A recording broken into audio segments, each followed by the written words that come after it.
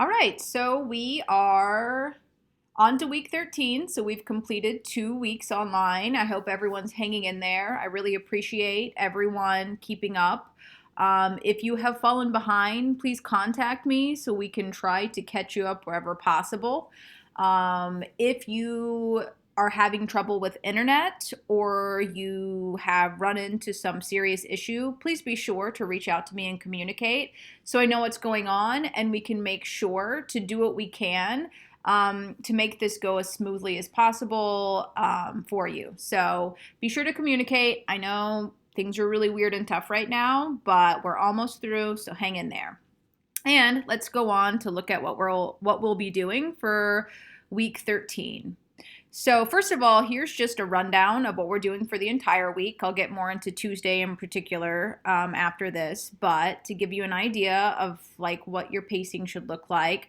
For Tuesday, you're going to be reading using sources in your textbook. For anyone who don't have their textbooks, please be sure to contact me. I actually was able to get copies of each of the chapters from the library, so I have those. If you need them, just let me know. That's going to be one of the first things we do is read using sources and take a quick quiz because source use is so important for this Unit 3 essay. We're also going to review both the Unit 3 prompt and the rubric.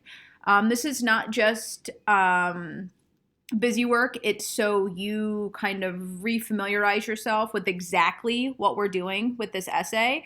The prompt helps give us a rundown of this is like why we're doing what we're doing and what the expectations are. The rubric is to help see how I'm going to be grading the paper. So you can use that as kind of like ticking it off as you start into drafting, which we'll be doing at the end of this week with our introductions and outlines, and then go into actual rough drafts next week. What you'll be doing after you read and review the Unit 3 prompt and rubric is post to the Unit 3 main moves discussion board, and you're going to respond to two peers. I just want your responses. If you see anyone who seems to be misunderstanding or missing a critical point of the Unit 3 essay, hop in and let them know.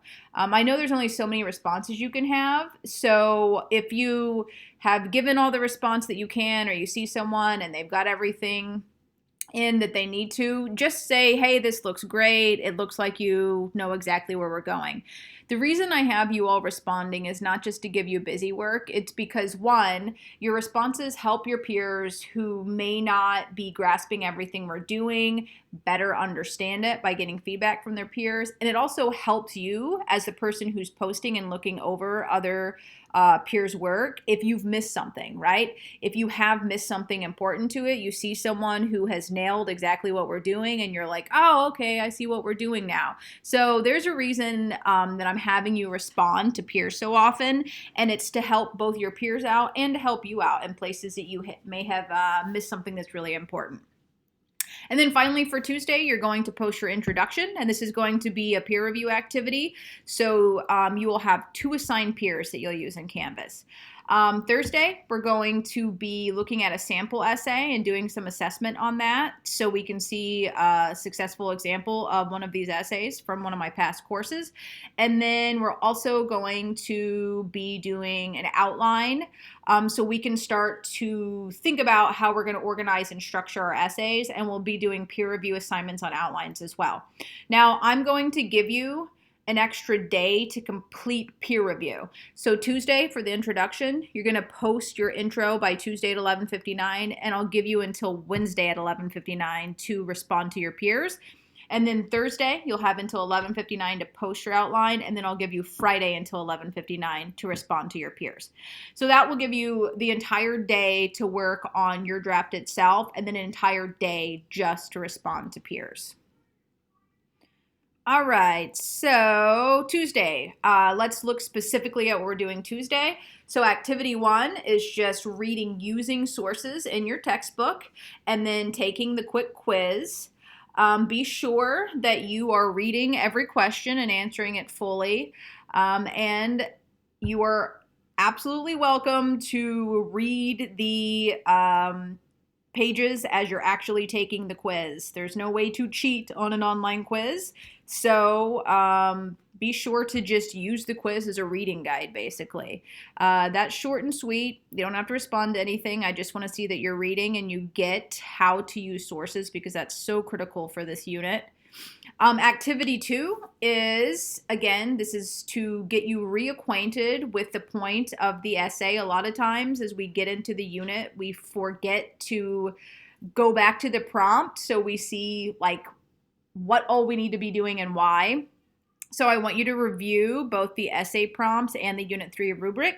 After you do that, you're going to post a response to the Unit 3 main moves. Be sure you're reading the activity and its guidelines fully, so you're giving a full response, and then you're going to just respond to any 2 peers. I always say look for peers who don't have any responses yet when you do this. If there are 5 people who have posted and the first one has 4 responses, don't give them any more feedback. They're good. They're not going to read it after that many. So look for someone who doesn't have feedback yet. And then to make sure you know where we're going, let's hop over to Canvas to show you where the rubric is. So you just go into modules, right? And then Unit 3 module. In the Unit 3 readings, which is at the very top before we started this whole online nonsense, the Essay 3 prompt is right here.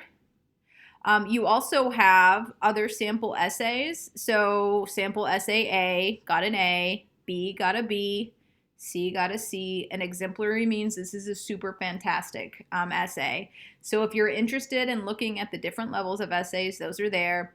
But most importantly for this, the Unit 3 rubric is given after the sample essays. So you can find both the prompt and the rubric just under Unit 3 readings, which is at the very top of Module 3.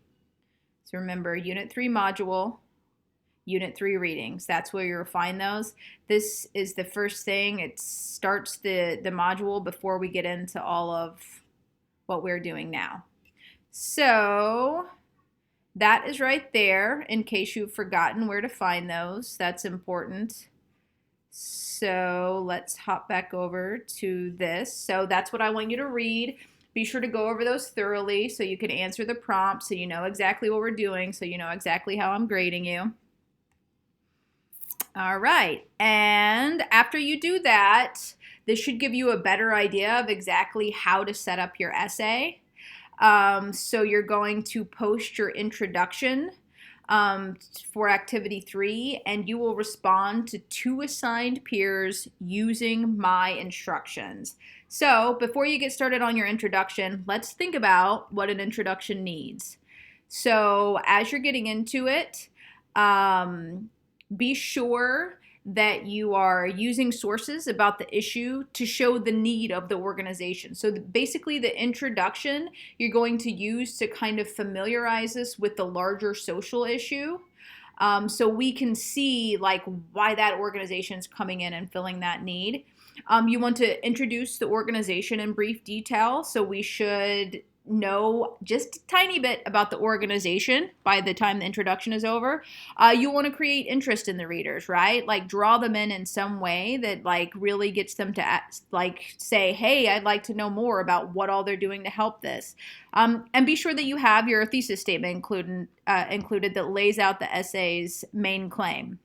Now, I commented on thesis statements last week, and I noticed that a lot did a really good job at calling out kind of what the main moves of the organization are, like how they're engaging in the social issue, but many of them didn't include that one core value. Be sure that you include that core value in there, since that is like the focal point of the essay. Connect all their actions, their motivations, their goals to that one core value, which your entire essay should revolve around.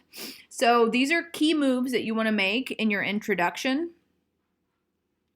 Be sure that you're making them. Be sure that when you're peer reviewing, you're looking for them. And now just a few details for peer review.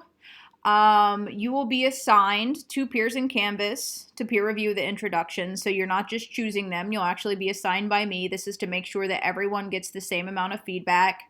Be sure to complete the peer reviews. This is as important as turning in your draft because your peers need it to make their introductions better.